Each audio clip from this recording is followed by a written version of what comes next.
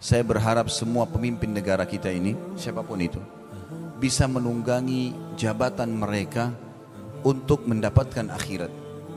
Karena kami masyarakat biasa misalnya, kalau mau bangun masjid, itu butuh taruh celengan yang cukup lama di masjid, di pinggir jalan. Ataupun mungkin paling kita bisa membeli satu sak semen, berapa biji batu bata. Tapi pada saat teman-teman yang Allah sedang amanahkan bagi mereka pemerintahan, jabatan, mereka bisa menunggangi jabatan tersebut untuk membesarkan masjid. Seperti saya lihat masjid ini Masya Allah selalu dijadikan sebagai simbol gitu kan. Dan beliau mengatakan saya mengajak orang-orang untuk bisa ikut di sini. Dan ini sangat baik program akhirat ya.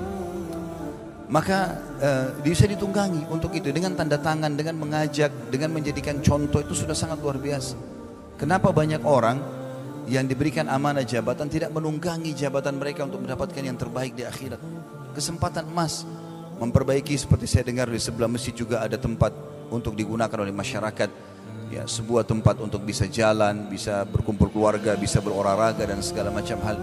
Ini kan bisa sangat baik. Ada orang subhanallah dalam 5 tahun, 10 tahun menjabat tidak ada perubahan, nggak ada perubahan jalanan, tidak ada perubahan perbaikan apa-apa. Sayang sekali. Allah SWT akan tanyakan di akhirat nanti. Atau mungkin orang menjabat di sebuah instansi apapun, atau dia punya wewenang yang bisa dia tunggangi untuk kebaikan, kenapa dia tidak tunggangi untuk akhirat? Kalau orang tidak berpikir adanya kehidupan akhirat, dia akan selalu targetnya adalah dunia.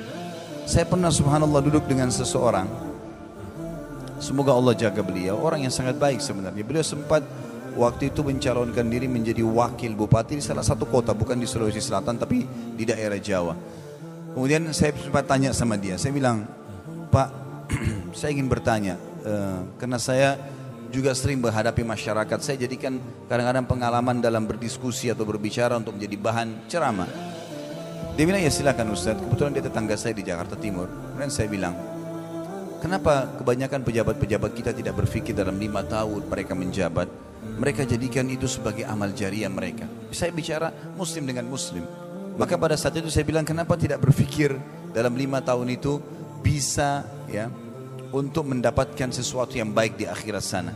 Ya mungkin seperti masjid ini insya Allah luar biasa, kalau orang sampai kita meninggal pun akan terus dipakai oleh orang sholat gitu kan. Sama dengan fasilitas masyarakat, sekolah, rumah sakit, apa saja. Maka dia bilang sama saya, mungkin yang Ustadz pikirin berhubungan dengan masalah agama, tidak semua muslim pikirkan itu.